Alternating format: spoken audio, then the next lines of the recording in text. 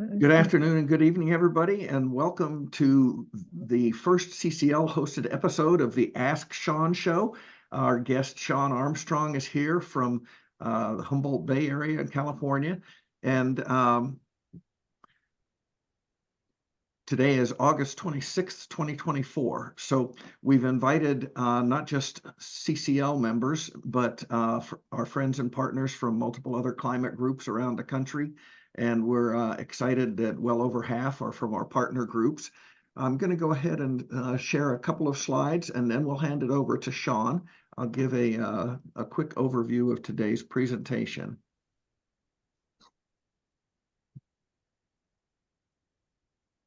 So we should have a slide that says intro. Can someone confirm? Yes. Yep. All right, fantastic. And so again, I've already mentioned the topic of the show, but for those who have not yet had the pleasure of hearing one of Sean's webinars, the Ask Sean Show is hosted by Sean Armstrong. He's the founder and managing principal of Redwood Energy up in Arcata, California. Oh, And okay. one of the leading designers of net zero carbon and zero carbon housing around the United States, especially multifamily.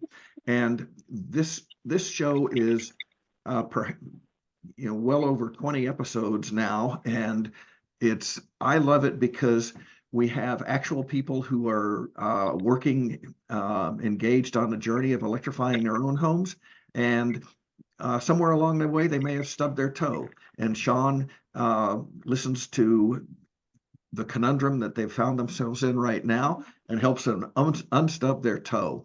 And he's got just mountains and mountains of experience and data helping back up the recommendations he gives. And it's a super fun and interacting opportunity. This was started probably 2 years ago, and Sean, correct me if I'm wrong there, but Climate Reality Project, the Orange County chapter, and then Los Angeles and San Fernando chapters got it started, I think, and then a few other climate groups have hosted some episodes along the way. So it's a great venue for those of us who are trying to electrify our houses and help other people electrify theirs. We're going to do a 90-minute webinar today, and we have 4 case studies. Sean is going to spend maybe about 20 minutes giving us a little overview of why electrify and some of the history of electrification. And then we're going to go into our case studies. Our case studies are from around the country, and this is one of the exciting things to me. We've got cold and wet up in Vermont, cold and humid. We've got hot and humid in the southeast in Georgia. We've got hot and dry in the desert southwest in Arizona, and we have cold and dry in Colorado. And so I love the juxtaposition of all those different challenges for our space heating, especially, and some dehumidification challenges, especially. We'll talk about some of those. And let's see, with that, I think, Sean, I can go ahead and pass the baton to you. Thank you very much, Pete, for having me. Thanks all of y'all for being here. I want to strongly encourage you to ask questions as we go along in the chat. And I'm looking at the chat right now. So it's got, hi, everyone. Hello, Robert. Hello, Kathy. It was nice to see you last week. Hello, Mark. Hello, Lawrence. Hello, Ed. Okay, so first thing you're seeing here is, I know this is going to go fast. There's a whole book, though, that is very clear. Take your time with that. It's on our website, redwoodenergy.net, and it's a pocket guide to all electric retrofits of single-family homes. It's a free download. You can see that it's got all the details. People use it. It's, even though it's like 3 years old now, it's still current. There's nothing significant that's changed. It's still current. The explanations are still accurate, etc. The products are the products. There's everything you need there. Now, just hello again. I started studying this in 1995. I think that some of you are dating in your efforts from the 1980s. Well, you might recognize this kind of house. This is a demonstration house. It still exists. It was 1978 is when they started the organization, and they retrofitted this house under Jimmy Carter's monies. But it was a campus version of something that was all over the nation in cities. But because it was funded by campus students, it didn't disappear when Ronald Reagan came into power in 1981, right? He canceled the funding for all these demonstration houses nationally. So I got taught there. I arrived in 1995, pedal power, off grid, 12-volt batteries downstairs, a wind turbine. Then 2005, translated all that experience and became a project manager for a large general contractor and an affordable housing division, which you here see is Pacific West Communities. But it meant I ran bids, I worked with all the field staff, I got construction costs for big projects, and innovated there zero net energy apartment complexes and single family homes. And that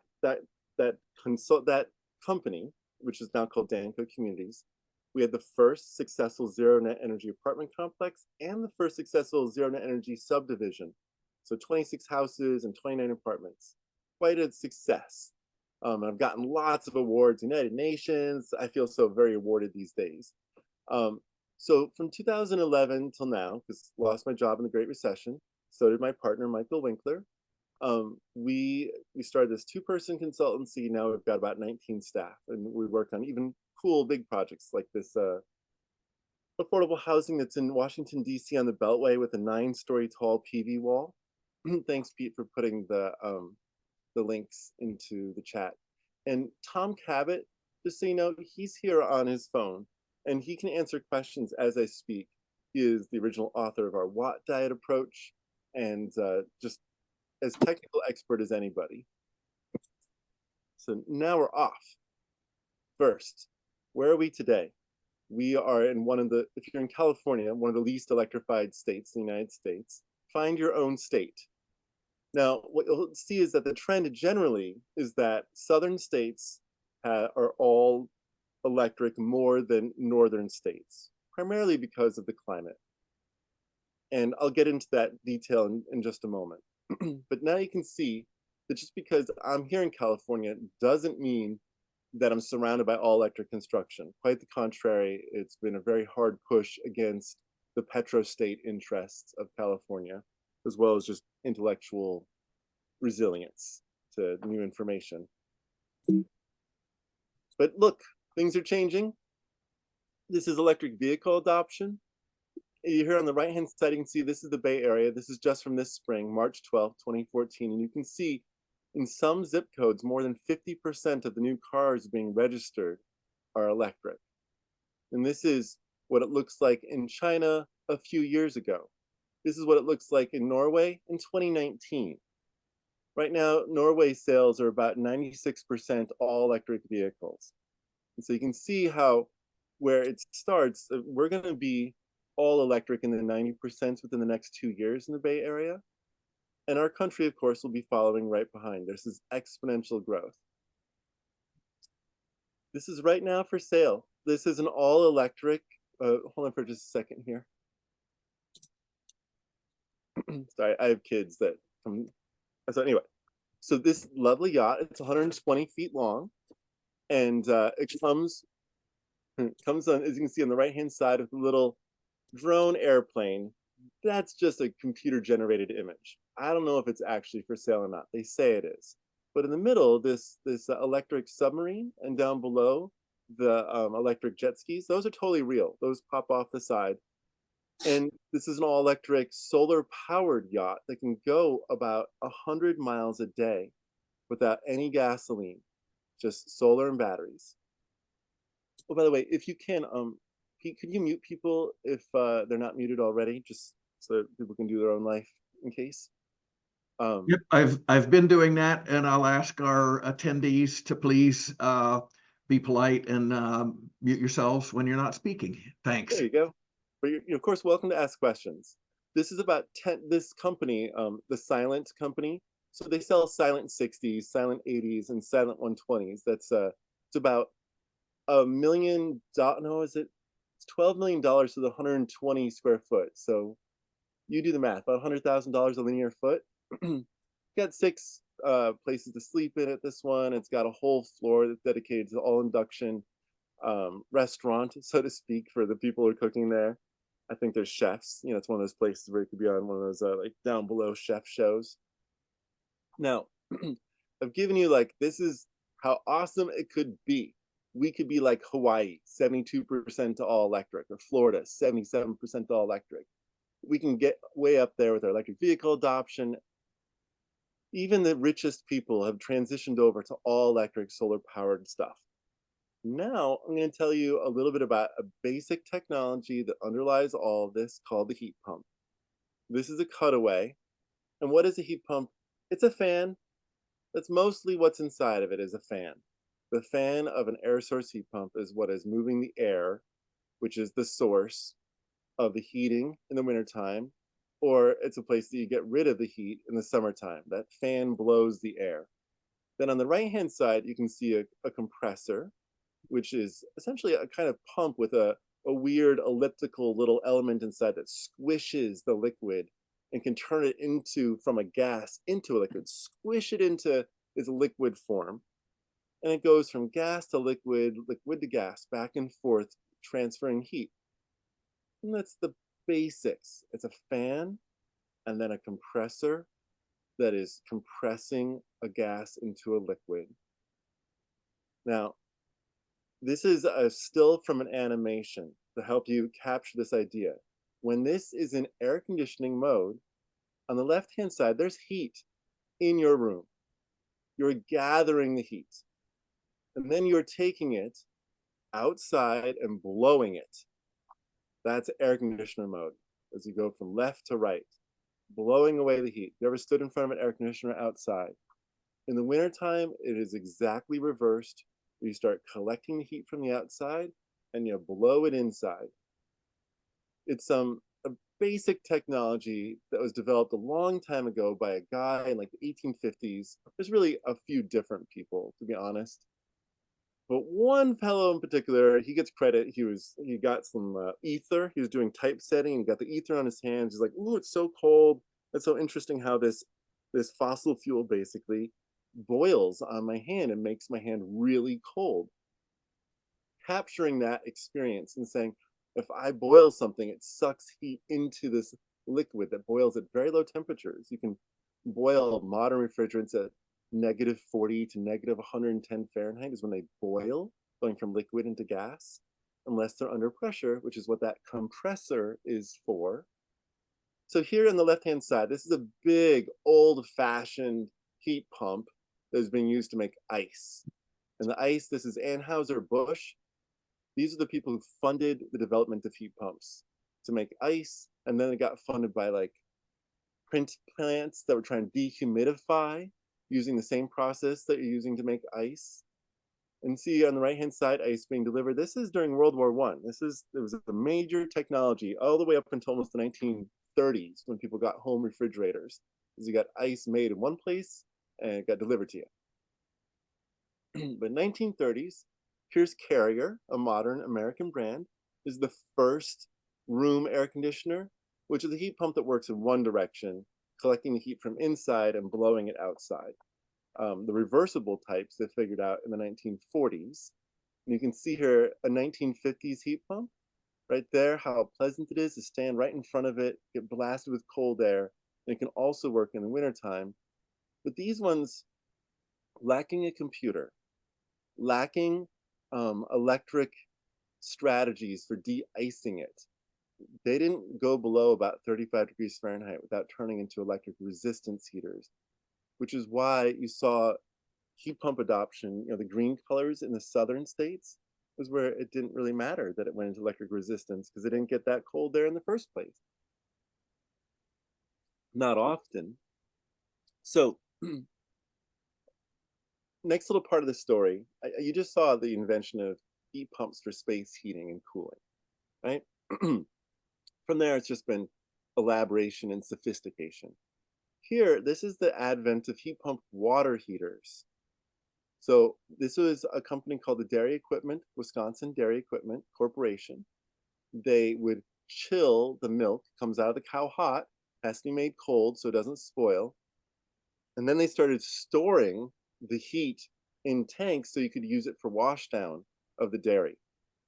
There's moving heat from the tank and into a smaller tank, so chilling the milk. And then they said in 1978, the same year that CCAT, that demonstration house, was founded, like, let's do that small style. We'll stick one of these little tiny heat pumps on top of a water tank, the thermostat. Pardon me, getting over either COVID or a cold. We'll never know now. But so we had heat pump water heaters and heat pump space heating systems that worked by the time that Reagan came into governance. This is the modern stuff. It comes with a computer inside of it, has ever since 2009. It has the ability to de-ice itself in the wintertime, so it can work down to -30 Fahrenheit. Pardon me. And it comes with wall-mounted fan coils, like on the right-hand side. But if you go down, you can see it can also come in with a multi-position air handler of different efficiencies and configurations of blowing strongly, or they're basically different fan energy strengths. You can go from, say, left-hand side, the multi-position air handler SVZ, the low static, which just means it doesn't have a very strong fan, and you might serve ducts that are only 8 feet long. And this is a mid-static, so maybe 16 feet long. And then the multi, which is, you can blast it all the way through the attic for bigger buildings. All of those can be attached to this one box here in the middle, which has the fan inside of it. And remember the little compressor there off on the right-hand side from the cutaway I showed you, which, just to remind you, this is this black thing right here, that's the compressor that does the job of making a gas go into a liquid, controls that process. That's how you get the heat out. Okay, you've probably seen these versions of the heat pumps. This is kind of American style, and that's fine. American style means the fan is going up and down, and Eurasian style means the fan is oriented this way, left to right. The air goes from the back of it to the front of it, as opposed to this, for no good reason that I can tell. They just have the fan oriented the other way. Whatever. These are all like Goodman, Daikin, Carrier, although Daikin actually owns Goodman, little trick there. But these all have very cold climate performance. So -5, -10, -4, and they go colder than that. And these aren't even the coldest possible models, but this is an illustration that no matter where you're living in the continental United States, until you get up into like central Alaska, you're solid. Central Alaska can get to -45 Fahrenheit. And in that case, you need electric resistance backup. But in the continental United States, you don't. You can just use a fan, use the heat pump. If you are in the muggier part of the United States, the eastern part of the United States, southeastern, etc., a dehumidifier can be really nice. This is one being installed in line with the heating and the cooling, so you can sort of independently control the humidity of the air that's coming out of your ductwork. Of course, you can just buy one at the hardware store and stick it in your bathroom if that's the moist spot. But you can discover that dehumidifying the air can make it feel colder or feel more comfortable, so to speak, than just chilling the air. It is your ability to evaporate your own moisture on your skin. Your ability, that is the sense of coolness. And if you have very high humidity air, even if it's on the cool side, it is not easy to feel cooled off. So dehumidification can be a really strong idea. Stick it in your ductwork. Oh, Sean Scalling, you say, thanks for including Alaska in the discussion. You're absolutely welcome. If I'm going to show you this one right here, this is the Infinity heat pump with a base pan heater. This is an example of one that can go to -30 Fahrenheit. And look at its efficiency, SEER 42. This is also the most efficient heat pump that is for sale in the United States right now. HSPF 15, it's also the most efficient heater. Note though that this is sized for, say, 7,000 BTUs. It's really sized for a room or two.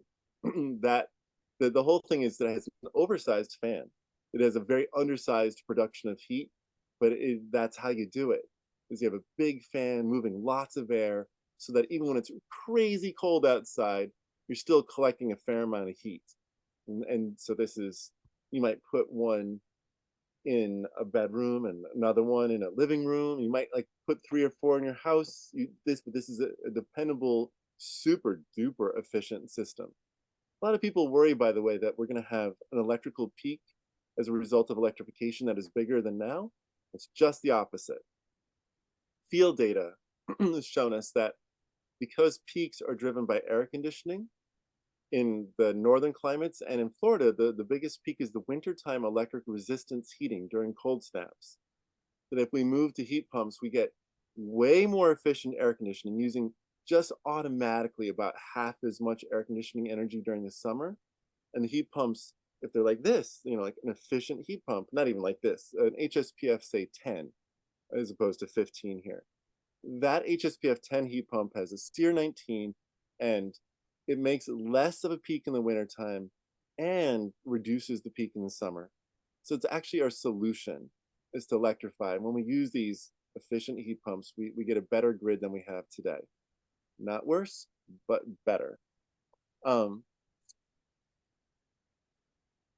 This is a ground source heat pump and an air source heat pump.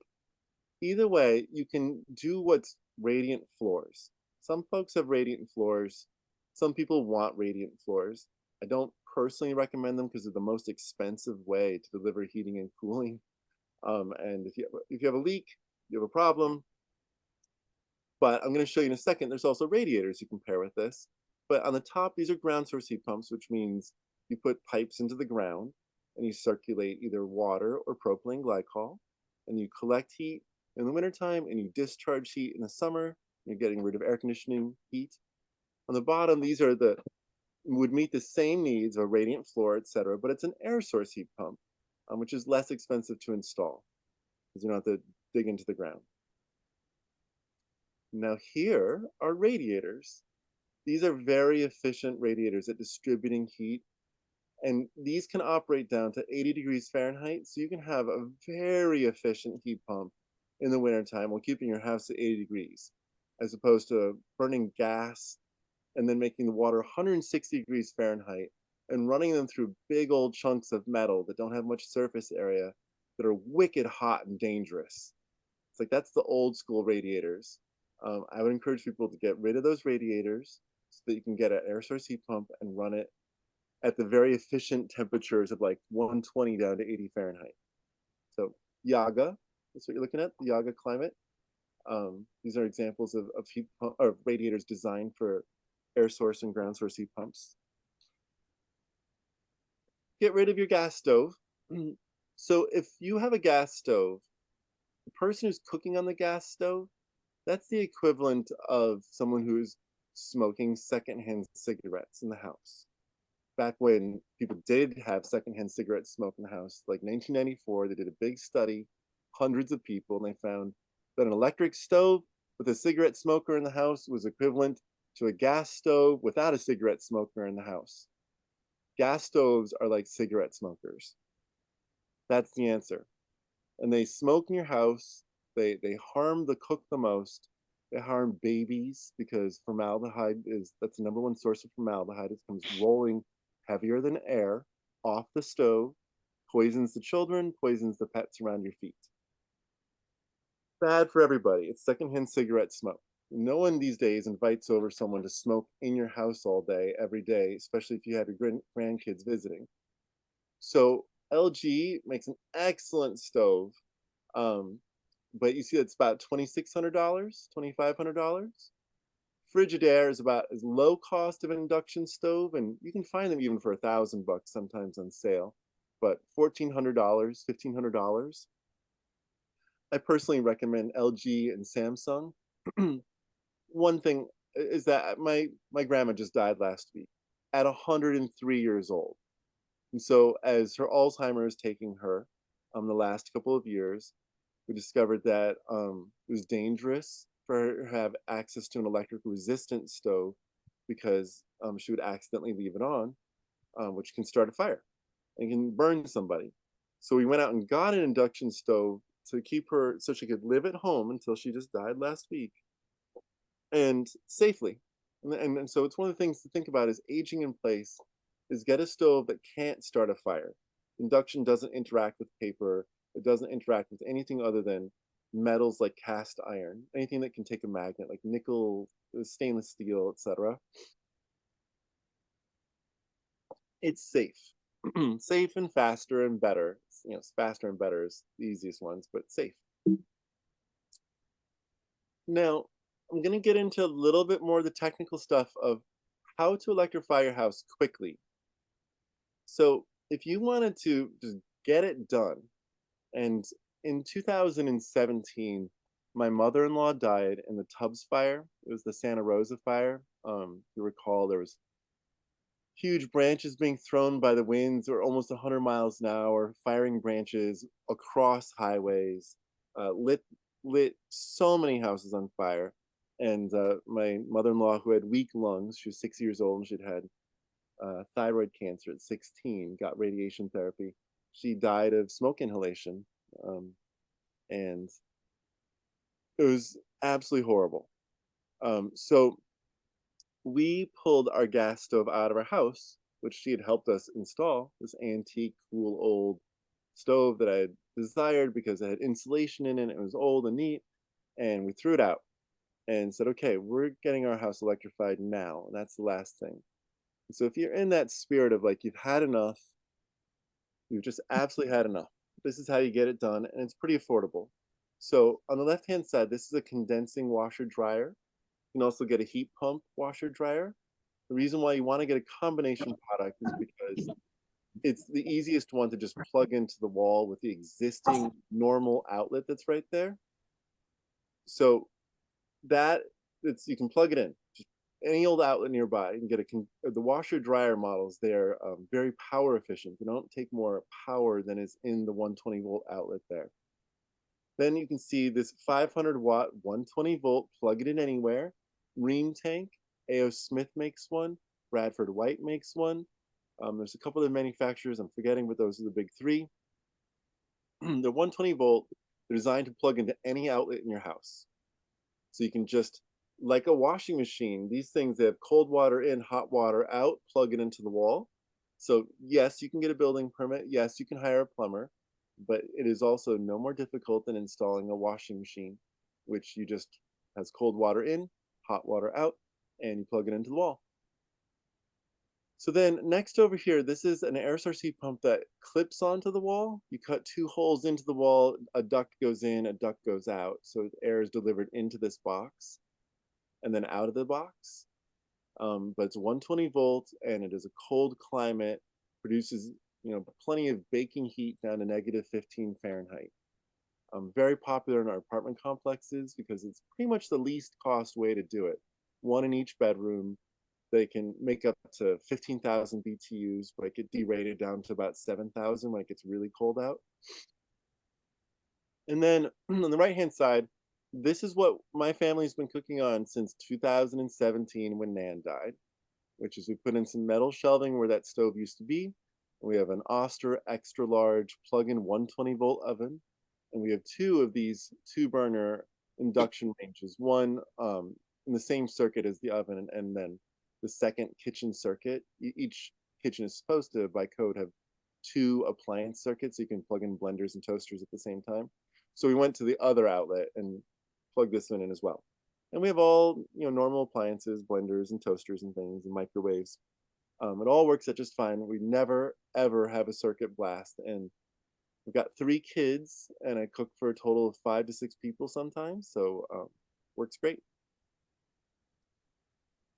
If you would like to barbecue, when I see the chat, let me check in any questions here. Okay, Mark. Well, Lawrence, you asked, can one heat pump domestic water heater Can one heat pump heat domestic water and hydronic floor heating water? Yes. It would be a bigger one, not like a little tank type, but one of those boxes that looks just like what I was showing you um, here, right? These are air source heat pumps for heating hydronic floors, etc. Go back to where I was.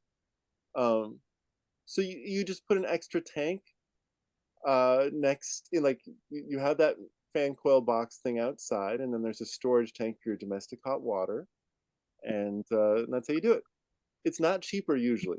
Usually having the box outside and an extra tank inside for your water heating is a more expensive way to go about it. Combining systems requires you to have a much bigger heat pump outside because you're heating water for your domestic hot water and for your space heating in the wintertime. That bigger box outside is disproportionately more expensive to do that. And then you bring hot water in or cold water in. You have to have a box that coordinates in between your storage tank, your own hot water, and the rest of the house. And that valves box with all its controls is expensive. How expensive? Like $3,000 to $10,000 expensive, more than the cost of just buying a heat pump water heater that's integrated, like the tank type I'm showing you. So just want to emphasize that it is usually not more efficient, and it is definitely not less expensive to combine hydronic space heating with domestic hot water. Go ahead and do it. Just don't think that you're saving money or energy. Okay. Um, let's see here. Next question was Bruce Plank. You asked, does the 120-volt heat pump water heater provide enough hot water for a two-person family? I love this question. Let me talk about that for a second. So this is the best way to provide hot water for a family. We field tested electric resistance standard backup heat pump water heater tanks called hybrids, right? 30 amps of backup on it. That is a worse way to try to meet the needs of a large family. And we studied up to 7-person households in an entire apartment complex of low-income families. So one person is 7-person households. And what we found is that if we stored the water at 140 Fahrenheit, the same volume, and this black thing that you're looking at here, these are mixing valves so that you always deliver it at a safe 125 or 120, depending upon what you choose. Different codes, some say 120, some say 125. But you store it at 140.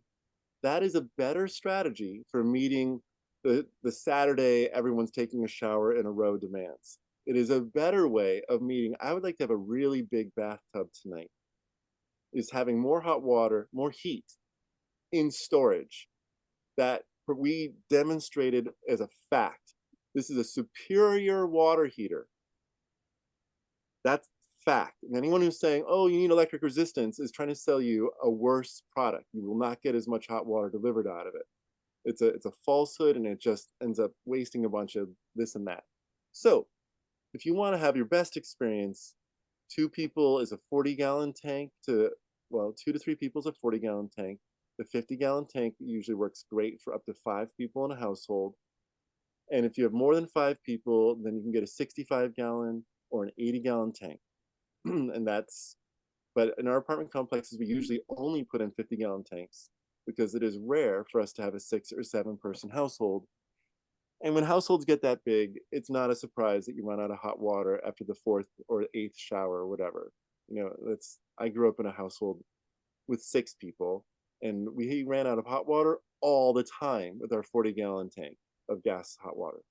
So this is the best way to get a heat pump water heater serving your families.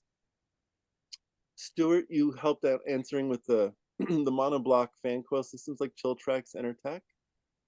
Bruce, you said, are the Innova heat pumps generally available? Yes, they are. You get them not retail like big box style. Instead, you have to get them through distributors. So Norman S. Wright is the distributor that I know of in California. But you can certainly contact them through the website if you need a local distributor of them. Now you, Mark Friedman, you installed a 120-volt heat pump for 2 people. You wanted a dedicated circuit. You've had no issues with hot water shortages. Yep, and you've had 2 showers going without an issue. Yes. Bruce, you say, why is the recovery time faster on a dedicated circuit? And the shared circuit power one, 1500 watts. Yeah, I have a dedicated circuit one, which I regret getting, which is, I think they're the only one who's selling the dedicated circuit is Rheem. And you can get electric resistance built into your tanks from A.O. Smith. They have a 900 watt, and 900 watts, and that means you can do it on a shared circuit. Yeah, I think the dedicated circuit is unnecessary. That's just what it comes down to. It means you can have access to more power, but that's not the best solution. The best solution is having the water stored at a hotter temperature. It's there for you. You're not trying to make it up in the moment. Let's see. Larry Kramer, I have a comfort system so that I always have hot water remotely in the house. And I still use that system with the heat pump water heater. And I think you mean you have a recirculating pump, so it's always there. And a push button recirculating pump is a great idea. And an always recirculating is a terrible idea. It will destroy the efficiency of a heat pump water heater. You might as well use an electric resistance tank because it'll be that efficient or worse to try to run a heat pump water heater if you have a constant recirculation of hot water running through it. They're not designed for that. But you solve it by just doing a push button, which also saves a ton of energy. Now, Mark Fosnich, you said, or your question was, ground source you said is more expensive. Yes, because of the drilling. That's what makes them expensive, is drilling into the ground. But is there a payback versus air source? No, there's not. Or is the air source the best answer for today and in the next 10 to 20 years? Yes, that's the truth, unless you're in central Alaska. And once you start having real weather below -30, then you absolutely should be using a ground source heat pump or have electric resistance backup, or both, or have wood, like a wood pellet stove backup.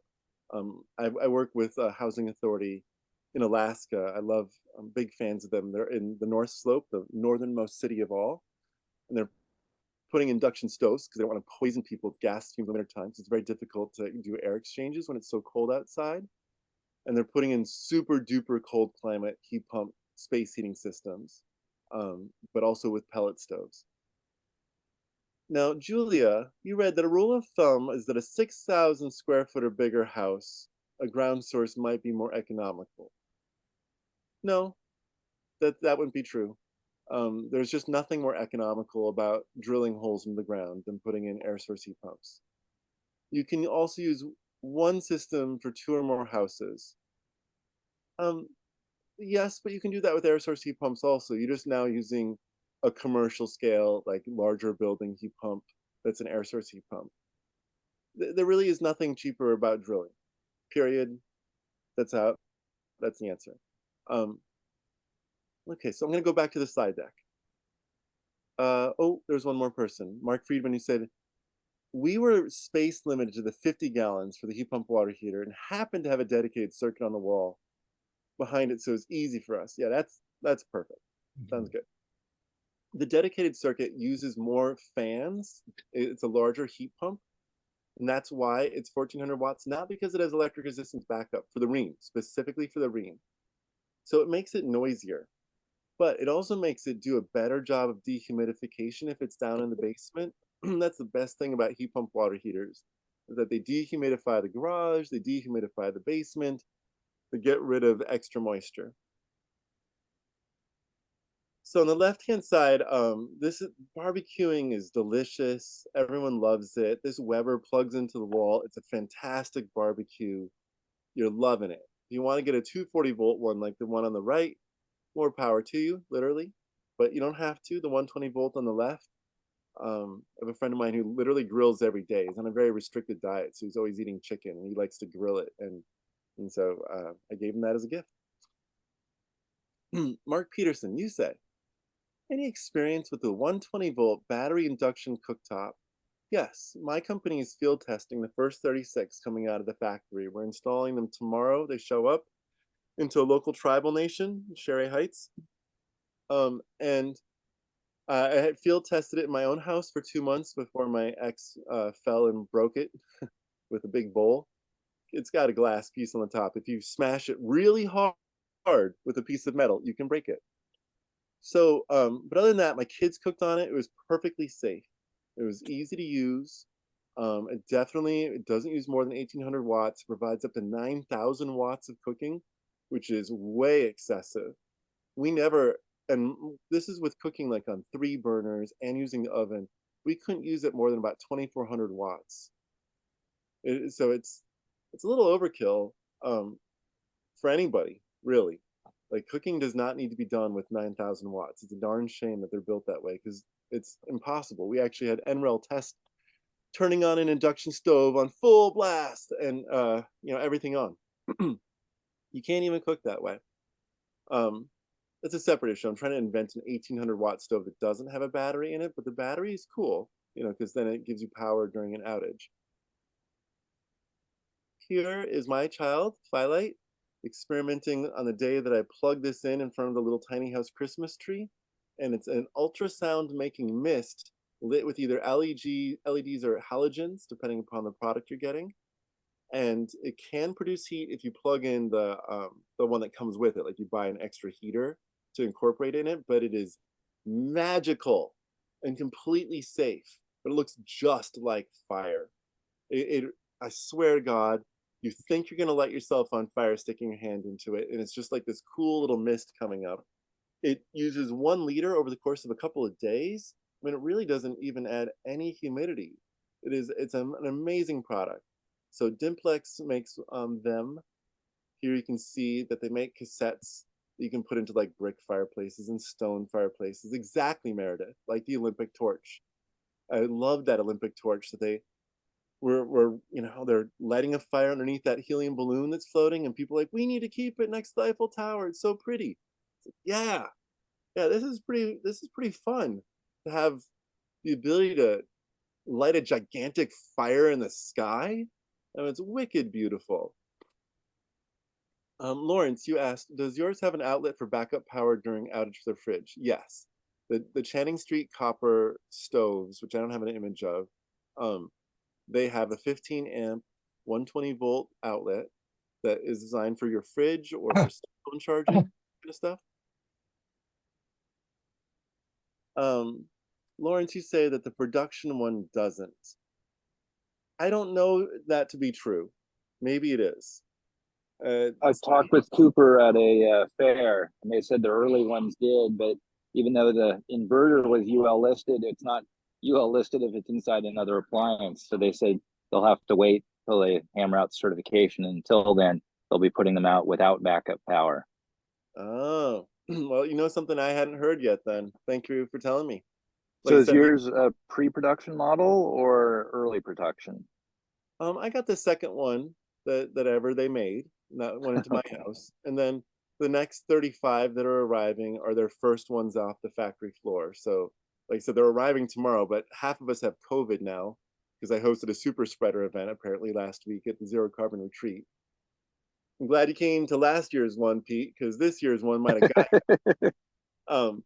So yeah, they're coming tomorrow, and we just today I was emailing them like we need to do this event next week because we can't be going into people's houses installing these, and I'll find out what I find out when we open them up. Okay, let us know, because I think that's a great feature, and it saves people a lot of messing around to keep your fridge going during an outage. 100%. So fireplaces, yes, they can produce heat, but they are designed for gorgeousness.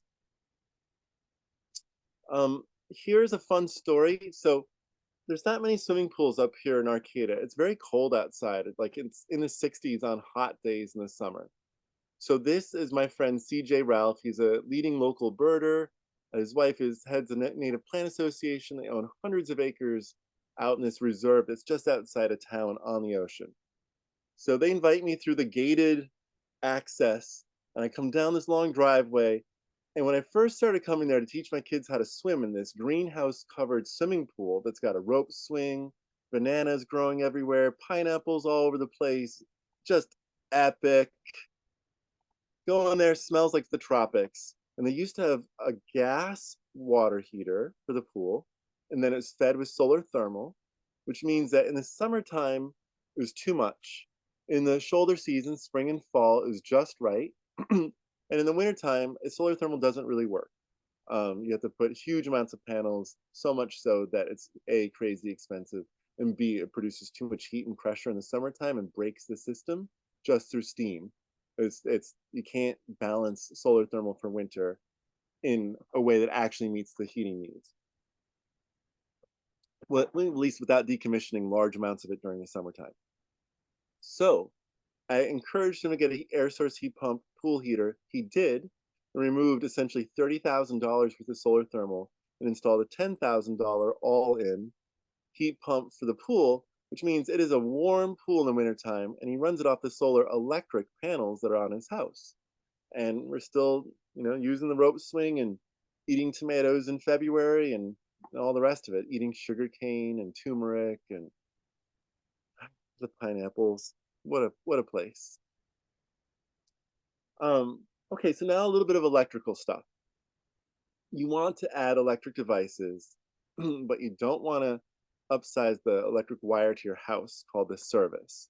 Maybe you don't want to even run any new wiring in your house. You have a dryer outlet, you have a stove outlet, you have an electric resistance water heater, you have some sort of existing outlet that's 240 volts, and you can put a plug splitter. You can plug in one of these boxes into that existing 240 volt outlet and now run two appliances on it. Maybe an EV charger and your electric resistance dryer, or your water heater and your stove, or it depends upon the existing plug that you have there, if it's a 30 amp, 40 amp, or 50 amp outlet.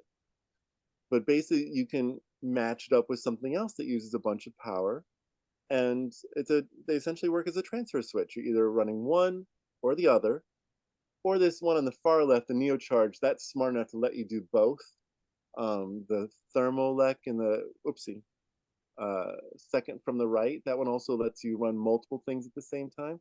So it depends upon the product how fancy they are with their controls.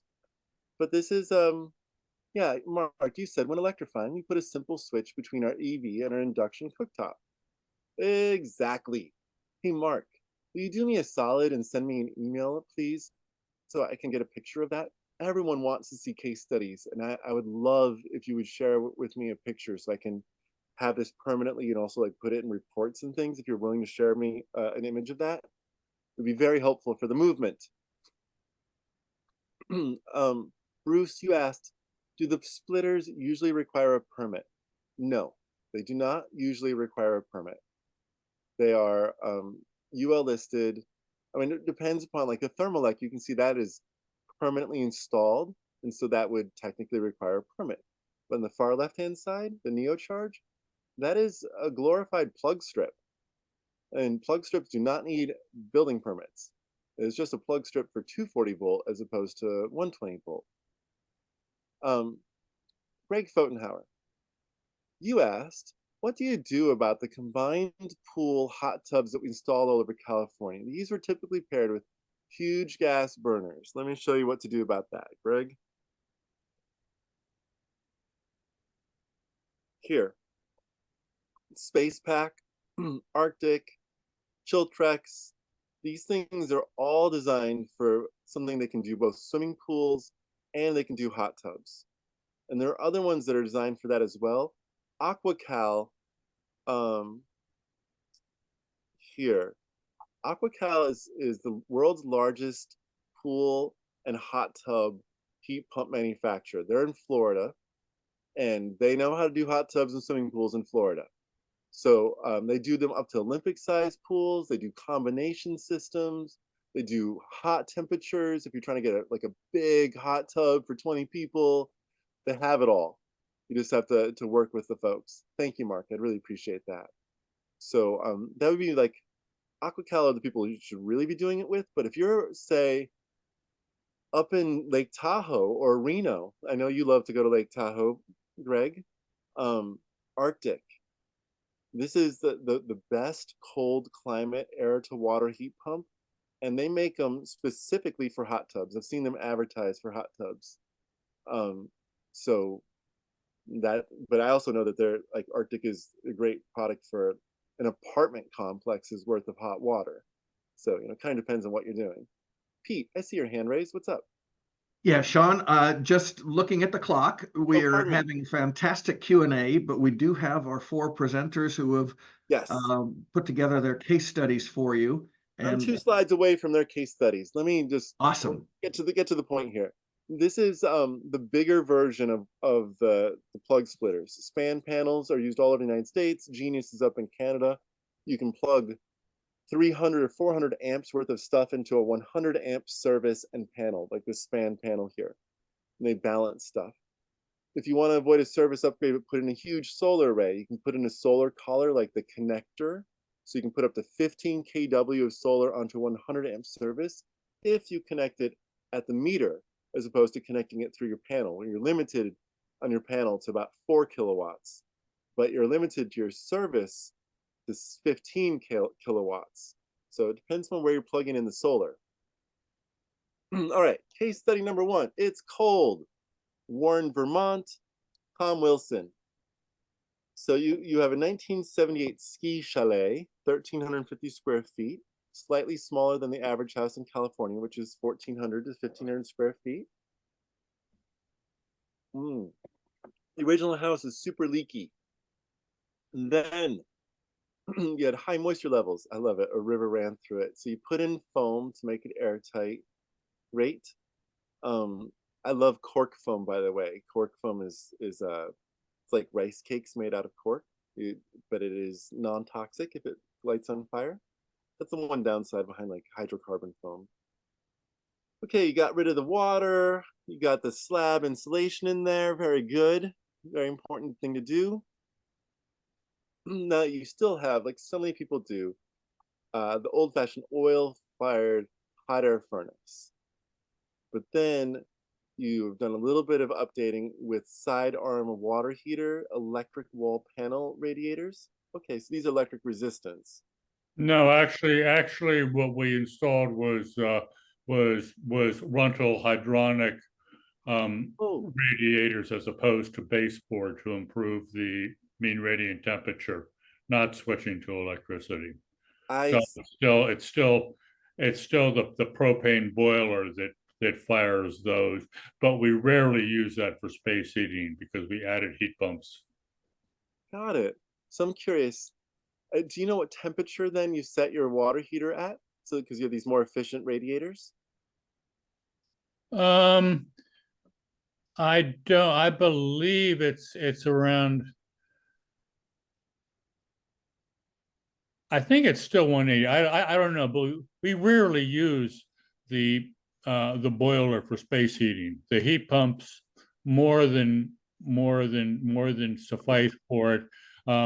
Probably in some ways, the only time we would use the boiler if we had a battery backup would be to run the boiler as opposed to the heat pumps. But okay, so it's kind of an emergency when you don't have at this point, it's there. But the key question to this case study is that is our source of hot water at this point. So we're looking for options. Well, if looking for options, then would you consider? Where is your water heater tank now? I'm seeing it here. This is in the basement. It's both in the basement. Both the boiler and the hot water heater are in the basement. The basement sidewalls have been insulated on both inside and out. The basement is not heated. I've got a shop down there, but there's no, since we're only run the boiler for hot water, there's actually very little waste heat in the basement as well. So let's examine this. It's a cold winter day, like it's Christmas Eve, and you're doing some woodworking or something down the basement, but you have not turned on the gas boiler, the propane boiler. You don't need it. The heat pumps are doing just fine. What is the temperature down there? Oh, maybe 50. Okay, so, and what is the air volume? What is the square footage of the room in which the water heater is? I'm asking because I want to figure out about what. Yeah, let's see, in the whole, I mean, if you include the crawl space, which is also tied in, boy, I'd have to do the math. It's about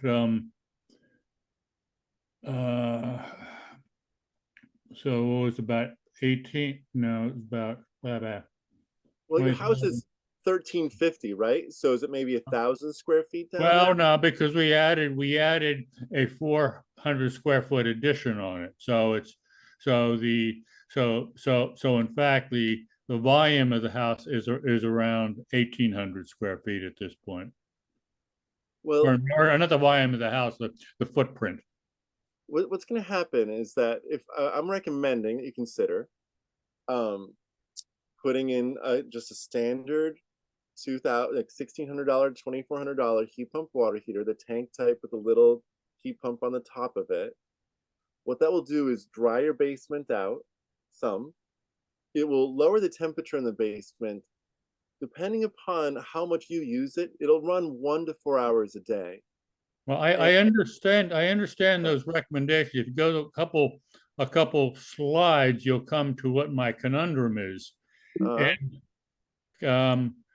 that what type? is as part of the adding the addition onto it, which is on an insulated crawl space, code required us to also insulate under the slab for the addition. For the main part of the house, the house was originally built on ledge, which is essentially just rock and gravel on a steep slope. And we determined we had high radon levels. So I was forced to put in gravel, a drain tile, Inca drain mat, Stego polyethylene vapor barrier, and then poured concrete on that and a radon reduction fan. Now, a radon reduction fan is just what I was trying to get. It sounds Right. like the question I have is that air being pulled out of your basement where you're hanging out, or is that air being pulled out from underneath the building? No, it's pulled out from underneath the foundation. Right. So my key issue and what I'm asking Sean Yeah. is that given both the insulation under the slab in the crawl space, all of this is otherwise very well insulated, and the fact that the radon system is running a sub-slab depressurization. This house has essentially been decoupled from the deep earth. Got it. So any heat that the heat pump would draw off to heat hot water would come from heat generated within the thermal envelope. Well, okay, that's kind of true. So the way that you can think of it then is I am still recommending that you put just a standard air source heat pump there. All it is the fan moving air, so it's not going to change the air pressure down there. Won't pull radon in or push radon out. It's just as if you had a fan sitting on a shelf or something. Now, what it's going to do is lower the temperature a degree, maybe 5 degrees. It's going to be somewhere in that range depending upon the air volume. Now, in the wintertime, it sounds like you're still getting enough heat from the ground. If it's 50 degrees down there, I realize that you have gravel that you're sitting on. You have air contact. There's heat that's moving. Well, that air has been pulled out, so Yeah, I mean, I don't think there's much convection in there to the well, slab. the upshot of it is that you have two choices. One is you could put an air source heat pump outside, and that would look like, I would recommend the smallest one you could pretty much get would be made by Chiltrex here. That is an 18,000 BTU per hour fan and heat pump. You only need about 4,000, maybe as little as 1,500 if you had a good storage system, but it's oversized is my point. This is the size that you'd have if you had it outside. It's not what I'm recommending. Instead, I would suggest that you stick one of these down there. And I don't think that you're going to have any complaints because other people have been doing this field research in their basements in Michigan and in Louisiana and in Pennsylvania. I've been hearing about it all over the country of people putting them in the basements, and it's just thumbs up that I hear from everybody that it is not much noise and some dehumidification and has a very small impact on the temperature downstairs when it's running. So Well, I That's- mean, I understand that people are happy with it. Even Alex Wilson from Sustainable Housing has one in his house. But the question is just given basic law, second law of thermodynamics, where does the heat come from? Yeah. It has to Okay. come from heat generated within the house. Uh, well, in the summertime, the heat is Oh, coming. no, in the wintertime. In the summer, I Yeah. have no Right. problem. Okay. So, and this is an important thing is that, okay, when the Department of Energy up in Seattle, PP&L, when they did this study with homes and they carefully studied where does the heat come from, summertime it's free. Looks like spring and fall, it's also more or less free energy. And in the wintertime, the energy is, if it's thermally isolated, which nothing really is, but thermally isolated, then the heat is coming from the air source heat pump that is helping heat the house. And in that case, the efficiency, the net coefficient of performance is being lowered. But as a whole year process, it is the most energy efficient thing to do is to stick a heat pump water heater inside the envelope because of the 3 seasons in which the energy is essentially free. It would have been either cooling you would have done anyway, or the energy movement that's coming in makes it so that it is still a very low energy system for heating your water. Putting it outside, not so much so. So it's a good idea. It seems both field studies and the nerds at the national labs like stick it inside your envelope, and that's the recommendation I have. Okay. All right, let's see what we got the next case study. Thank you very much, Tom.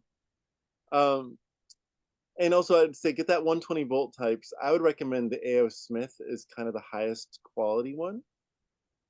They do 120 volts, and the A.O. Smiths, they have the 900 watts of electric resistance backup, which is a just in case kind of thing. But I always like having a little bit of just in case. Stuart Cummings, you say, oh, I think I should go to the next case study, but I'll get to you. Okay. Number 2. So this is in Georgia, high humidity environment, James Perch. 1,000 square foot new triplex per unit, so 3,000 square feet. And you want to ask about water heating and space heating. Cool. So this is a new construction that you're designing right now. That's right. Okay. So you got your manual J, S, D. Excellent. Thank you for doing all those things. Now you want a separate water heater for each of the units. How many bedrooms per unit? 2 bedrooms in each unit. Okay. So 2 bedrooms. I'm keeping my camera off because I have not so great internet. I apologize, but I'm still here.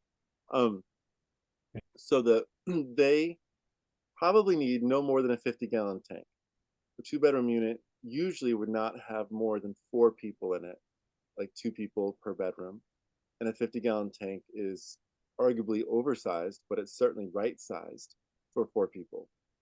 Unless you are putting in one of those gigantic sitting tubs or those eggshell bathtubs. If that's what you're doing, no? Okay. Because those require like an 80-gallon tank. But okay, people put 15 to 20 gallons of hot water into a standard bathtub, like, not the sitting tubs, but it's like 55% hot water. And so people generally get into 30 to 40 gallons of total water in those 50-gallon total size bathtubs, and with displacement and all the rest of it. So 50-gallon tank is great. How do you feel about that? that should be fine for each. We're not expecting to be a big crowd or a large family in any of these, and so that would be probably adequate. And when I'm looking here at your drawing, where are you planning on putting the tank? You already heard my advocacy for putting it inside the envelope. Is that the water heater next to that's the water heater? That's correct. So there's a concern here I want to voice, which is that if this washer dryer is a vented dryer, like if you're doing a stacked type electric resistance exhaust based dryer, is that true or not true? No, we had planned on actually the same model that you showed earlier in your presentation. Oh, good. Because if you have lint blowing around with an electric resistance standard dryer, lint, of course, escapes through the door and it starts clogging up the air intake on the heat pump water heater. Those two are not friendly with each other. But if you're using a condensing or heat pump washer dryer, that's perfect. That's great. Because Good. even Good to hear. that washer dryer has a lot of extra heat it'll be producing, and your water heater will love that. Yeah. Okay. Super efficient. Okay. And what's your HVAC question? What are you thinking you want to do? Oh, you got your perfect wall. Very nice. Yeah, so we're confident that we've got an airtight, we'll be able to create an airtight building. And with that, roughly 1,000 square feet per unit, which is 8,000 cubic feet per unit. We haven't finished our manual J or B or S yet. So just wanted to see what your thoughts were to put some guidance and to help us see what direction we should be expecting to go. So you do need to do dehumidification here, right? You agree on that? We do. Yes, we do. Okay. And there are, I believe, dehumidification is done with energy recovery ventilators. Can anyone weigh in on this? I get HRVs and ERVs confused on which one's good at dehumidification. Well, the upshot That's a good question, and I'm not sure either. They're not sufficient. So it would be the one called a heat recovery ventilation, which would not let the humidity cross over.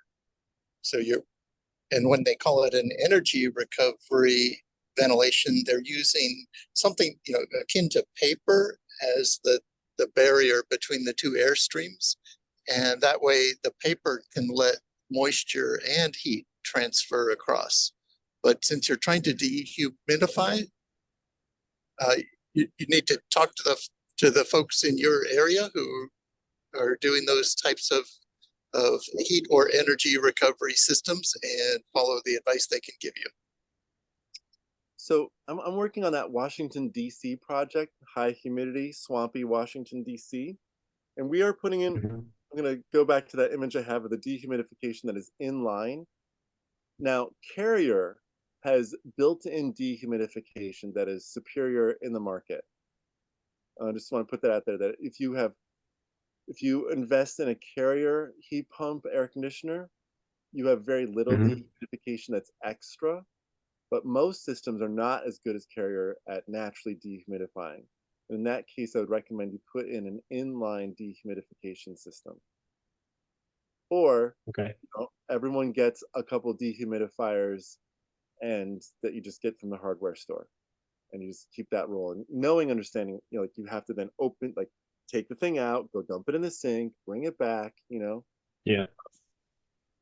Yeah, we're looking for something that's more built into the system and does not rely on the tenant to be actively taking care of it, but something that the building maintenance is going to be responsible for in these rentals. Okay, this would be a good example. And we had looked at a Santa Fe dehumidifier. That's what was recommended on their most recent project that we had designed that was really similar in the volume. It was a Santa Fe Ultra MD 33 recirculating dehumidifier. You familiar with that one? I went over to Nate, the House Whisperer, over in Ohio, another moist place.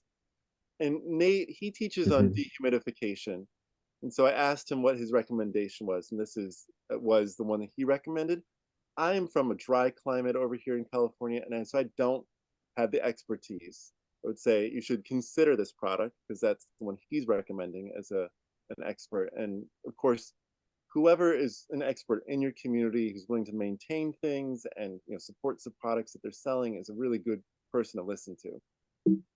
Because local support is so key to everything. Okay, so that is a ducted system that we just talked about. You could go ductless, and there's dehumidification modes in ductless systems. You're familiar with that, like the ones that are on the walls? Yes. Yes. So this example here, this would be another perfectly good option where you'd put one of these in each of the rooms, and the remote control has the dehumidification function, just that. And it just squeezes all the water out of the room. That's great. I think these are the most energy efficient way to go usually, because they allow you to just heat and cool the room that you're in, and everyone gets to choose a different temperature. You know, each bedroom's kind of luxury that way. So in this case, you'd put like a heat pump outside that had, with your 2 bedrooms, you'd have a total of 3 fan coils, 1 for the central room and 1 for each of the bedrooms. Okay. That option works. Very popular. Last thing to consider, well, actually, because you're trying to do this real tight envelope, do this.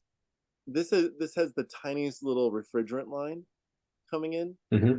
I would show you that one that has the 2 big ducts on the wall that sits on the wall, but that's not great for your like super tight envelope because that's a bigger hole. Right. And so these little holes are what you're looking for. You stick the fan coil on the patio or up on the roof, and you want a multi-head mini split. You don't want a VRF. A VRF is like a 5-ton version of a mini split, and a mini split for your apartments probably don't need more than 1.5 tons per apartment. 15,000, like 18,000 BTUs.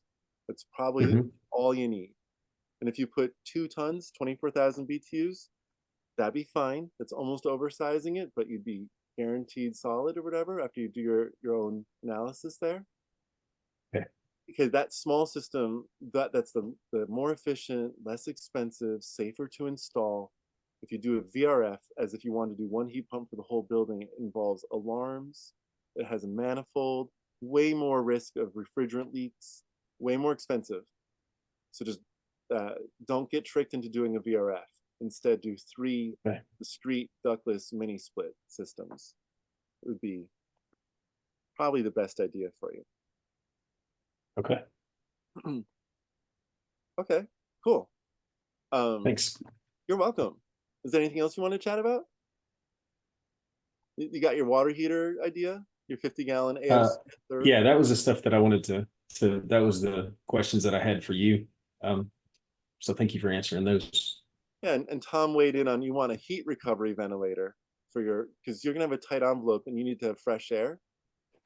And something you need to know this: heat recovery ventilators do not provide enough ventilation for the stove. You must put in an exhaust only stove vent. You need to do this for everyone's sake. Even if you're putting in an all electric, the oil that you burn on the stove produces large spikes in indoor air pollution. And a lot of people who get really into worshiping their envelope don't want to put in an exhaust vent. Do it. No, I'm with you. No, you're preaching to the choir on that one. I agree with you. Oh, thank gosh. Thank you. You know, I love all the passive house folks out there, but for a long time, people were just putting in heat recovery ventilators to ventilate the kitchen and poisoning people. That's not how you do it. Right. Okay. Number 3, Jane. In your Tucson, Arizona, it's a dry heat kind of place with your 1,500 square foot house and your 400 square foot garage. Lovely. It's a high performance community, all electric, double pane windows, killer. You got a 200 amp main, which means you have plenty of energy. You can do at least an 8 kilowatt solar array on the roof if you want with 200 amps without doing anything tricky. And you can plug everything in. You would be hard pressed. The Department of Energy couldn't figure out how to use about more than 50 amps at peak, turning everything on in an all electric house. So your 200 amps is tons. 50 amp range, 30 amp water heater, 30 amp dryer, 30 amp heat pump, 60 amp air conditioner. That is silliness. You should be putting in, I think, a different heat pump and abandoning that 60 amp air conditioner circuit and just getting like a hot climate heat pump with a nice computer in it. Your space heating here, so what you have is a 4-ton, 2-stage variable speed. And thank you. My son just delivered me ice cream matcha. Nice.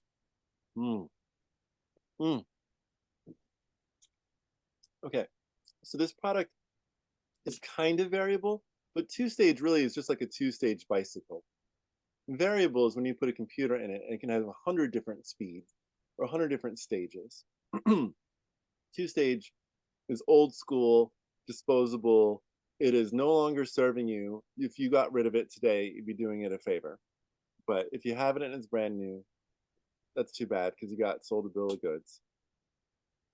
And here's your electric resistance water heater, 40 gallons. So if you were to make this a heat pump water heater that was electric resistance backup, it would have the same 30 amp demand usually, which is why I'm recommending you get the 120 volt types, and you could free up this power for something else, or not, because truly your 200 amp panel should be enough. With this thing, the air handler and the heat pump outside is just not a very efficient system. That's what it comes down to. And you also don't need 4 tons. You need a 3-ton system that's efficient. Think of yourself as like going on the Tour de France. If you were going on the Tour de France and you wanted to keep up with Lance Armstrong but not take steroids, then you would want to have a 100-speed bicycle to get you up and down the Pyrenees. This is a 2-stage bicycle. It doesn't go up and down mountains. When it's hot outside, it can only go to its 2nd gear. That's all it does. 1 gear or 2 gears. And you get a computer in it, and you can get it up to, it's 130 degrees Fahrenheit outside, and it's still doing just fine. This is a 2-speed bicycle. So you'd like recommendations on the electric range, the dryer, and was this heat pump a good choice for this house? Tragically, it wasn't very efficient, and it was still all the expense without getting the efficiency. I mean, like 95% of the cost of this system was all the labor and the materials and the mobilization, but you got a 2-stage, which is next time, not that one. Now, the electric range, your stove. Right now, the best brand out there is LG, Samsung close behind it. In the standard stuff that you might be getting under $3,000, $1,000 to $3,000, I'd recommend LG and Samsung. And then if you have fancy aspirations, well, of course you can spend $3,000 or $4,000 or $5,000 on any stove out there, gas or electric, and get a Bosch or get a whatever. There's fancy stoves. But LG is excellent. The dryer, you can leave it there. If you're trying to use less energy, a heat pump dryer, and there are 240 volt heat pump dryers, they'll plug into the same dryer outlet you have there now. And there's also heat pump dryers that are 120 volt that you could plug into a different outlet, just a standard outlet. And the dryer is going to last a long time. It might be like a 10 years lifespan dryer, 15, 20. If you use a heat pump dryer, it uses roughly 1/3 as much electricity as your electric resistance dryer. Dryers are, unless you do a lot of laundry, are not the biggest energy use in the household. They're like 5% to 15% of the energy in the household. Depends if it's a larger household, it could be 20 or 30%. And I once was called in to help out a woman who had OCD and was laundering everything in the house all day long, every day. And she was putting herself into an energy bill crisis. But generally, dryers are not a big deal. You want to say something? I just wanted to say that I had a bad feeling about that heat pump, and we moved into this house about 5 years ago, coming from being off the grid for over 30 years. And it was during COVID, and the supply chain was pretty broken down, and it was the middle of summer in Arizona, and this is what we got. And I'm looking forward to getting rid of it, quite frankly. Yeah. Tell me, what don't you like about it? Well, exactly what you described. Is it? It's extremely noisy. It's kind of overblown for the space. I think that's the best descriptive word I could use of it. It's the 300 instead of the 200, and you can feel that. It's like being blasted into planet X, Y, and Z. So all good remarks. I appreciate all your commentary here, Sean. You know, your house needs no more than 3 tons. And it might need less if you did a study of it. But a 3-ton heat pump uses the existing ductwork in a house that has a gas furnace now. It's important. One of the bill of goods you got sold probably was brand new ductwork. They said, "Oh, we're going to put in a 4-ton heat." Nope, it's kept the ductwork as is. No, no, Oh, no go ahead. doubt. It was just had to get something, and that was the only thing kind of that popped up. But I wanted to say that on average, we use here about 612 kilowatts of electrical use per month with the all electrical house. That's just FYI. But I would like to reduce that even more. Just Well, that amount of electricity yeah, is excellent. Like, that's a great energy consumption for your all electric home. And that would be about 4 kilowatts of solar up on the roof if you wanted to offset that with production, yeah, just so you know. But if you wanted to go more efficient, next time you're in the market for a heat pump, you get yeah, like the heat pump I showed you, that Mitsubishi High 2 yeah, one that is appropriate yeah. for extreme temperatures. That looks good. That's something that I'm gonna, with my husband, will look into for perhaps our bio shelter, because with temperature shifts now that have become so different from when we first made the bio shelter, we're looking at needing to understand more about how to better heat and cool it. So thank you for that. Welcome. I'll say Carrier is doing a very good job also. Mitsubishi and Carrier are both excellent Okay, at looking at brands to work with. yeah. Okay. All right, do you have any other questions, Catherine, before we move on to the last? No, I don't. Just thanks so much. I appreciate everything you said. Absolutely. Well, case I study. have a question while we're still on this Yes. case study. In Arizona, does nobody use swamp coolers anymore? Is everyone on AC? And what are the energy, financial comfort, and health liabilities or benefits of each? Lots of people still use swamp coolers, and they work efficiently and wonderfully as long as it's not monsoon season. And when we have monsoon season, we have a lot of humidity. And then the swamp coolers, as Sean was talking earlier, when he was saying, use a humidifier when you have that very humid air down south, the same thing happens for us in Arizona. The air becomes so humid that you need to have an air conditioner, or you're just kind of sweltering with the swamp cooler. I would say that these, I've seen swamp coolers being replaced with heat pumps, and people are able to drive the temperatures down further, particularly during moisture, as Yeah. well as being able to do dehumidification with the heat pumps, because usually that's a mode on it. Mhm. So, yeah, it's going forward. Going backwards, swamp coolers had applicability, but they're not all year long. So I really feel like the air source heat pumps are the multi-use Swiss Army knife of making the air better in a house. Last house, Boulder, Colorado. Stuart Cummings, 2,100 square feet, low humidity, but very cold in the wintertime. So you have a 200 amp main service, which should be enough no matter what we do. You got a 50 amp range, which is standard, 30 amp dryer, 40 amp electric vehicle charging service. I don't remember what that stands for. I have an EV, but I just call it my charger. So your water heater is 15 amps. We'll see what that looks like. Compressor, mini split heat pump. Cool. All right. I love this, by the way, this illustration of your inverter, by the way, that's the word for computer. When you see something says it has an inverter or it says variable drive, that means there's a computer inside. Unless it says 2-stage variable, and then that's not a computer. But see here, this is looking good on the left-hand side, and here's your water heater with the EcoNet, that ream tank storing at 122. So nice little system you got here.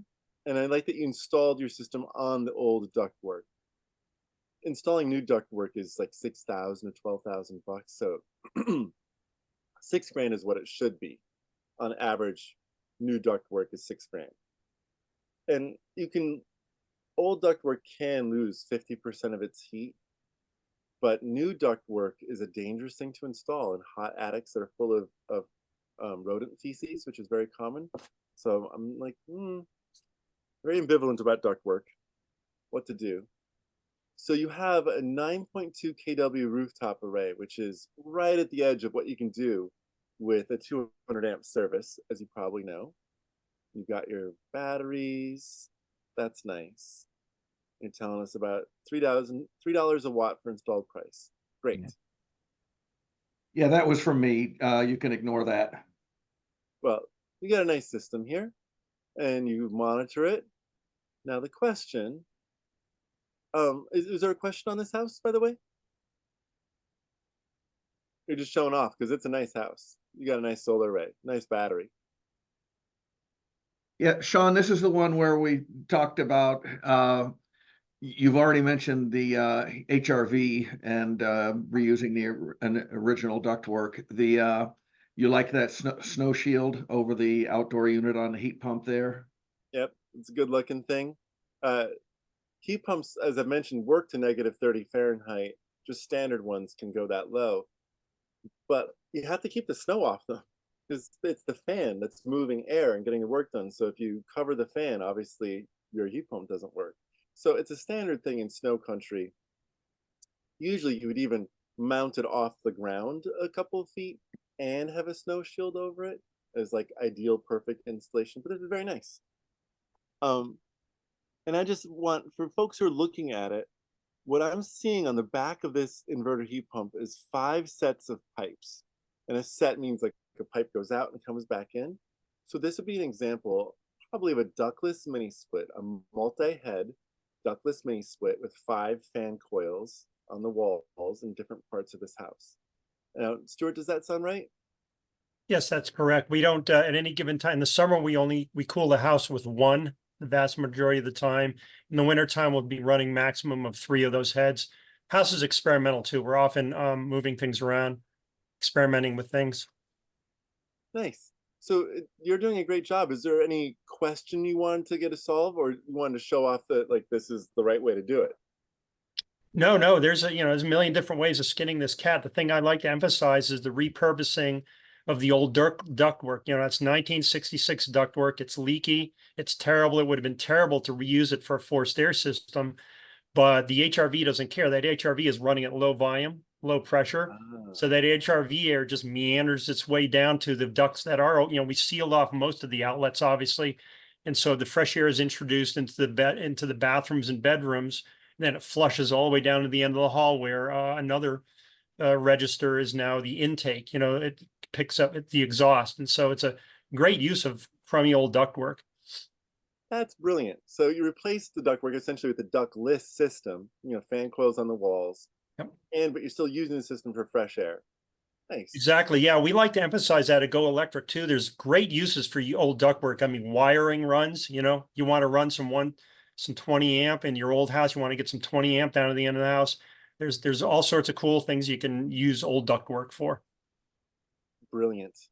I'm constantly I work in apartments and it's difficult to run new wires. So surface mounted armored conduit is kind of the best practice to safely do it in apartments. You can't get into the walls. But ductwork, I'd never heard someone say, use that ductwork. Yeah, think about it. You can run just regular Romex, right? Right. And then snake, you could snake a little wire into one end, snake it down the other end with a helper, and you can run it the length of the house, the apartment. Kind of, lots of cool things you can do with that old ductwork.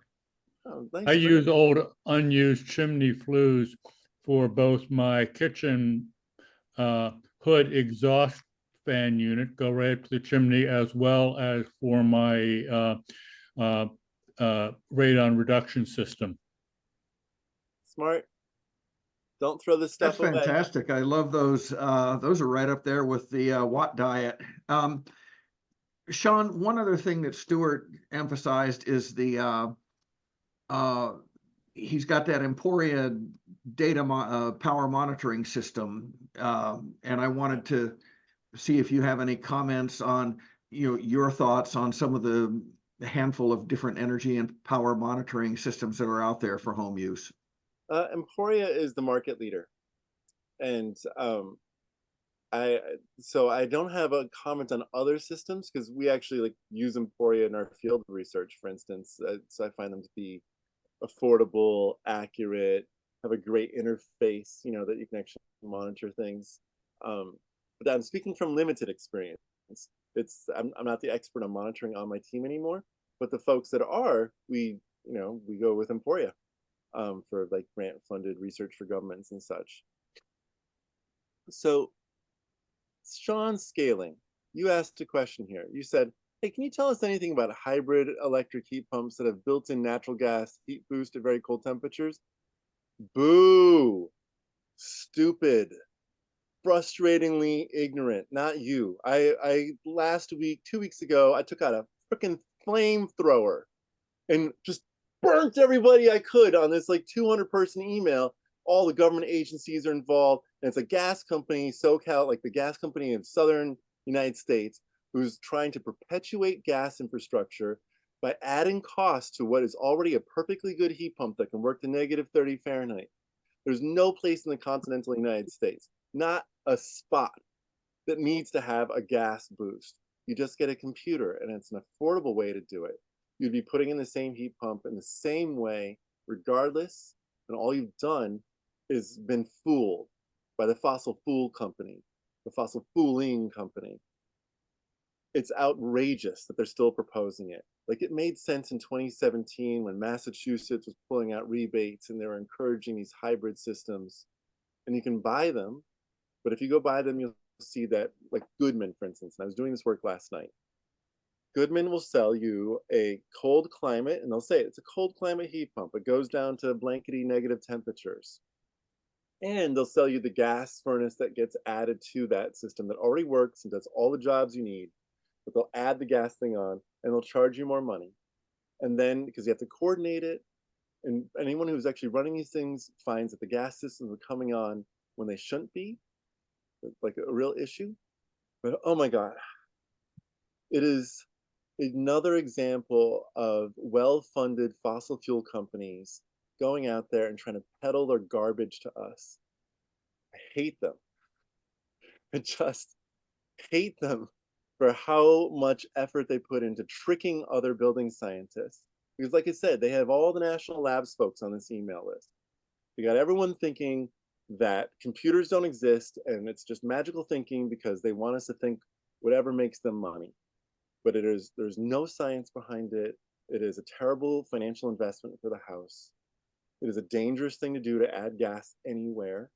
You know, combustion fumes, the gas dangers, people's homes blow up. It just makes my head hurt. So that's what I would tell you about them, is that it is a trick. And that Daikin, Carrier, Trane, list any American company, and right now 95% of all of the gas furnace companies that make in the United States have already signed a letter saying ban our products. They sent it to the Department of Energy this year. They sent it to the California Air Resources Board this year. None of them want to be selling gas furnaces anymore. And that if you even install them now, you have like a guaranteed stranded asset. It is going to, it's a waste. But that's what they're in the business of, is wasting our time and energy with their bad ideas. Oh my God. Sorry for getting me going, but I really did. That one gets me more upset than most, is having them compromise a perfectly decent heat pump by adding on a scabby little gas furnace to it. What if there is already a gas furnace installed to use that same unit and air handler to power, to distribute the heat from the heat pump? Yeah, I call it box switching. Yeah. Where you just take out the box, you put it in the identical box, but it's a heat pump box now, instead of it just being either an air conditioner and furnace box or a gas furnace box. But usually you can get the exact same dimensions. and put in the heat pump into the same place from the same manufacturer. But it's just like a 10-year or 15-year newer product than whatever you're replacing. That's a good idea. It's just simple. You don't have to change your infrastructure. Just use the same closet, the same duct work, things like that. And yeah, a question from Bruce. You said, if you have a hybrid air source heat pump with a gas furnace, should you have the gas furnace removed? Yes. You should have it removed. As an example, there was a heat pump, and I'm going to take off my camera here for a second because it's freezing. I mean, my video is freezing. Okay, so my sister-in-law and brother owned a condo in New York City. They sold it and fled here during COVID. It's New York City. There's more trucks on the street that freaked them out. 2 months after they sold our condo, the building blew up. Someone on the 3rd floor had put in a heat pump, but had not decommissioned their gas furnace, had turned on their gas stove in the house and blew themselves up and destroyed the building. The water came on every building. The hallways are flooded. Anything that wasn't damaged by the explosion was then completely drowned in water. The whole building had its gas cut off for the next 6 months, and many of the people were made homeless. It's like, if you have a gas, anything that you don't need, have it decommissioned all the way back to the place that you possibly physically can, ideally outside of your building. Like, get the gas out, because people's homes blow up. It's one of the grimmest things I do on YouTube is search the most recent home explosion. Sometimes it's captured on a police or a fire department's dash cam, and you'll see other fire department staff being blown up in real time by some explosion where they showed up for a small thing and the building goes into little tiny pieces. And it's just horrifying. Anytime there's an opportunity for a gas leak in a building, get rid of it. Just don't have gas in your buildings.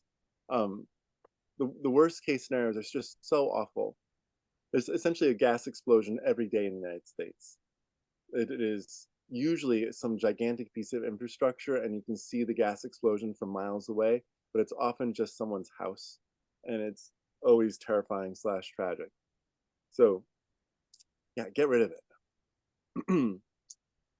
Let's see, any other questions here? I think we're out of questions, but if anyone wants to take themselves off, you're more than welcome to ask any other questions.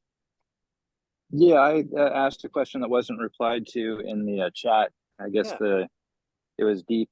It wasn't in the main feed. So I was talking about, I know some people have a gas oven that's kind of small. It's a double wall oven. They want to replace it. They found an electric one that fits, but there aren't any gas ones that fit, thank goodness. But the only real power nearby is on the other side of the wall in the garage. They have a dryer outlet. So what I'm wondering is, can you use a plug-in dryer buddy or a circuit splitter, and then a cord going to the built-in oven, and Tom, without a permit? And Tom said, well, you need a permit if the cord goes through the wall, and I assume attached, but say it's an appliance cord, like on the dryer, coming from the oven through a hole, it's not attached to the wall, and then it plugs in. Would that be permit free, or do you also have to make the oven itself like a cabinet that's not secured to the building, either on wheels or just sitting on a counter? Yeah, if things are attached to the building, quote unquote, they are considered something that has a permanent wire. So, but this is a little bit on the edge, because also you can get 120 volt, plug them in anywhere, wall mounted stoves. So she sounds like she's found the right size one, but it's 240 volt, and you're going to run a wire through the wall, a plug, to like a circuit splitter, and electrically wiring, that's great. The safety wise, that's perfect. That's just like kind of on the edge of. So if the oven was mounted in a box that was not screwed to the house, but was just sitting there where the old oven used to be, right, that would be clearly permit free, right? Yeah. Yeah. But if you then take that cabinet and screw it with one screw to the building so it doesn't come off in an earthquake, then it requires a permit. Well, I mean, that's getting right at the very edge. And keep in mind that somewhere between 90 and 96% of all construction inside of homes doesn't get building permits. You know, and so like you're talking this very edge case. I mean, there's edge cases as well for like heat pump water heaters, because there can be such minimal plumbing involved that, or electrical wiring involved, that sometimes you can have a different contractor do it, or it's, but a water heater is so big and generally strapped to the building and things like that, that you kind of can't get away with saying it doesn't need a building permit. Granted, almost nobody gets building permits at all, Right. anywhere for doing this stuff. It's mostly apartment complexes, but even then, being involved in this, there's lots of avoidance of building permits. Well, I So think to get rebates, often you need to show a building permit. yeah, So all the heat pump water heaters I've put in have been permitted jobs with sunwork.org. Give them a little plug. The other question was, so this same woman has a house with hydronic heating on the floor, and there's a closet that has a gas boiler box down on the wall, and it's a 20 psi closed system. Of course, it refills automatically. And then there's a gas water heater, 40 or 50 gallon in the same cabinet, but it's kind of tight. So I was wondering, is there a way to use, say, an 80 gallon heat pump water heater, which would fit there where the 40 or 50 gallon is, and then a heat exchanger in order to get heat into the hydronic system? Because they're different pressures, so you can't use the same tank clearly. But yeah. I'm looking at not having a split unit. I don't want anything outside. I want all in that cabinet, and we'd increase the ventilation on the doors. Okay, so if you want to do that, you need to use like a Lochnavar or an A.O. Smith CHP 120. What you're looking for is almost a commercial scale product, and that's right size for BTUs, is what I'm saying. And does it have a heat exchanger in it so that you can use the tank for domestic and then just have a coil through the bottom for the hydronic system? I am not positive. What these systems are used for now in apartment complexes that I'm expert in is for recirculation, which is what you'd have to a fan coil system or to a warm floor, right? And you're looking for something that has a fair amount of BTU capacity. But the thing is that the heating of a house, how big is the house? 1,500 square feet, like an average house, something like that? Yeah, they hardly ever use the in-floor heating, as it turns out. They're very thrifty older people. And when they're done with it, I'm sure the house will get torn down just because of the way things are in this neighborhood. So we don't need to build the system for people to run the heat all the time and take showers all the time. And they're just super thrifty. Yeah. Think Depression era. So here's the thing, is that those individual tanks are not designed for recirculation. I've done that, failed. I've seen it very clearly that it was the worst possible thing to use an integrated 40 to 80 gallon tank as a hydronic heating system. They're just domestic water heaters. End of the conversation. But do any come with a heat exchanger built into them? They're only a 4,000 BTU space heating system. So you would have the hell of a time heating a 1,500 square foot house. That 4,000 BTUs is, think of it this way: a refrigerator freezer is a 3,000 BTU heat pump. Opening the doors of your refrigerator and freezer is approximately what that water heater can pull off. And you just wouldn't do that to try to chill a house. You know, the 4,000 BTUs, that is smaller than the smallest window AC that you've ever seen. They start at about 5,000 BTUs and go up. Well, it's only for heating, but yeah. Yeah. It's just that it's too small. So that's why I'm recommending you up to the next size, which would be probably 100 to 120 gallon tank. And it'd have a larger compressor on it. That would meet the needs. So that I'm going to type it into the chat here. Oh, good. I was trying to take notes. Smith, CHP 120. And check that product out. Look at its specifications. And Lochnavar makes one like it, and other people do also. Okay, great. Thanks for that. If you don't want to do a split system, and it does have enough electric resistance in it that it can also do some significant backup heating if needed. So it's all scaled for what you're for house heating and domestic hot water. Right, we're on a 100 amp panel, so it's got to. Yeah. It's Well, a consideration. Always put in a sub panel, right? And that sub panel could be a lumen sub panel, or it could be like that dryer buddy. So your 100 amps should be enough. But if it isn't, send me an email. And Tom Cabot on this team here, he and I or some of my staff, we can try to work out a solution that keeps you on 100 amps. But the easiest thing for you to do, honestly, would be to install one of these for that house, going all the way back. One of these hydronic air to water heat pumps here, like the Chiltrex or the Space Pack. Those are designed for what you're talking about. Hydronic floor plus domestic hot water. With an outside unit. Yeah, but with an outside unit. And if you don't want the outside unit, then you do need to go to like that CHP 120 and try that. Okay, great. Thank you.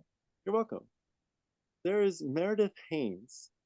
You asked, ahead of my gas water heater, heat pump water heater installation, I tried to engage an electrician in considering an option that did not involve adding a sub panel with a new 240 volt circuit. For example, could my EV charger and my clothes dryer share one circuit and free up the heat pump water heater? Yeah, of course, you're right. And that electrician was wrong. And you couldn't get past the word no in Virginia. And, it's really unfortunate, but here, I want to show you this just for kicks and giggles. Give me a second here while I bring up Amazon. But basically on Amazon, you can buy the circuit splitter that you needed, and you could have just held it in your hand and been like, get out of my way. Let's see here, Neo Charge Smart Circuit Splitter. And now I'm going to share that screen with you. Okay, Amazon website. So this 14-50, that's the biggest one. That's a 50 amp circuit, but they also make 14-40s and 14-30s. But the upshot of it is that, yeah, you can totally use one outlet and plug two things into it and then free up another outlet for another appliance. And this circuit splitter idea is, NeoCharge is kind of my favorite personally, but you can see there's a lot of other products that are out there, whatever this like Grizzly E dual two plug thing, that's sort of the same idea, but it's for two EVs specifically.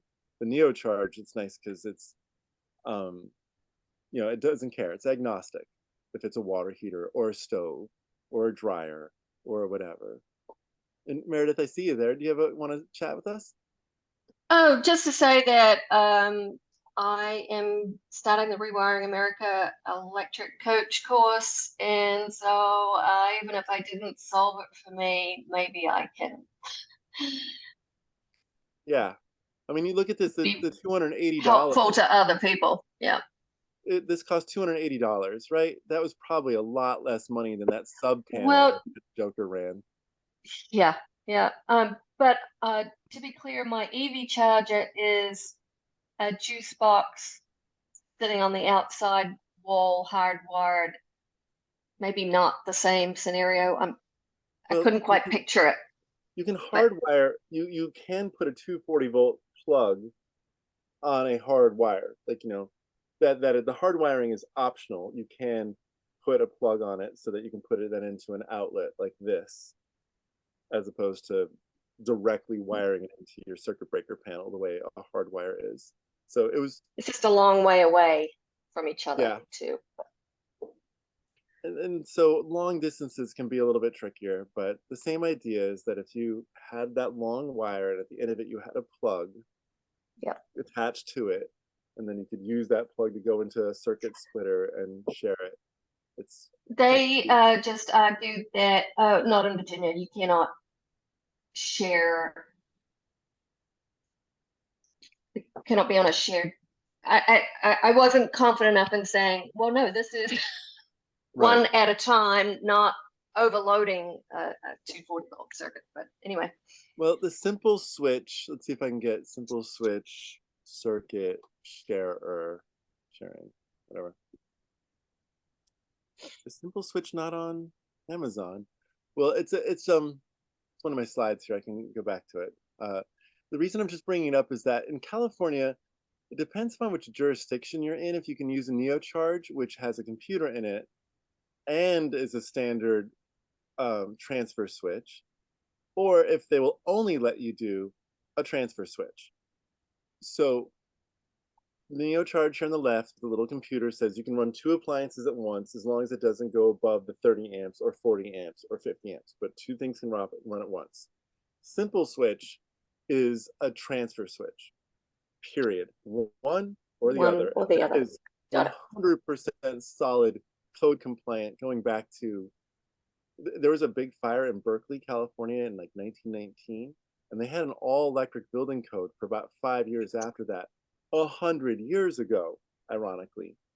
And you can still find transfer switches on these 30 amp households built back then, so that they could have all electric houses with 30 amp transfer switches moving stuff around. So it's like ancient technology that's always been code approved. And that's simple switch. Made in Ohio. Simple, strong, you know. So let's see, there's one more chat, though people have been dropping off because, you know, we're getting to the end here. Oh, good. Thank you, Tom, for sticking the simple switch in there.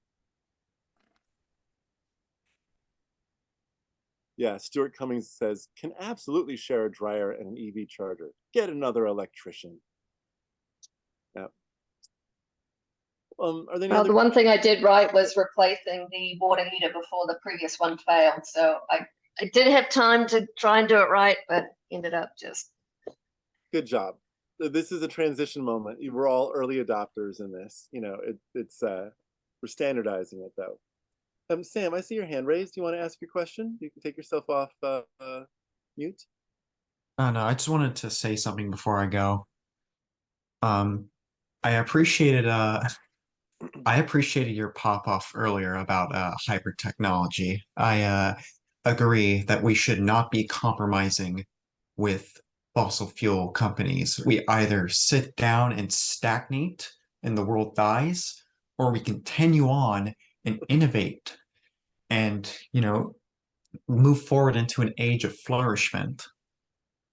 That's my 2 cents on that. I agree. We have computers. This takes less than what it is a hand calculator to do all the work of figuring out what's the temperature outside, what's the temperature inside, what's the pressure of the refrigerant. It is the simplest math.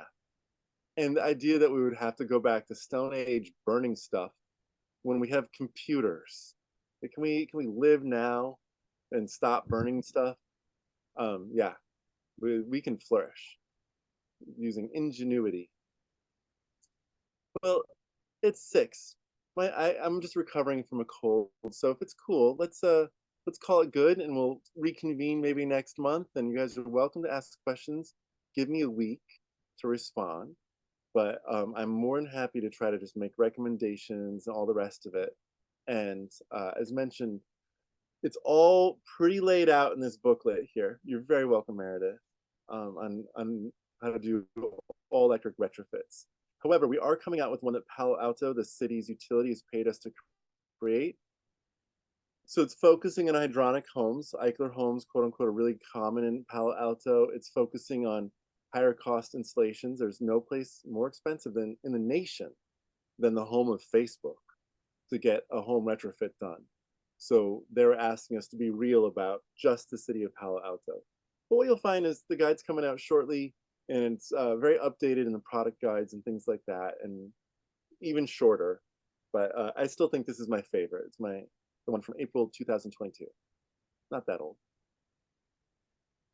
Okay. Thanks, y'all. Hope you have a very nice evening.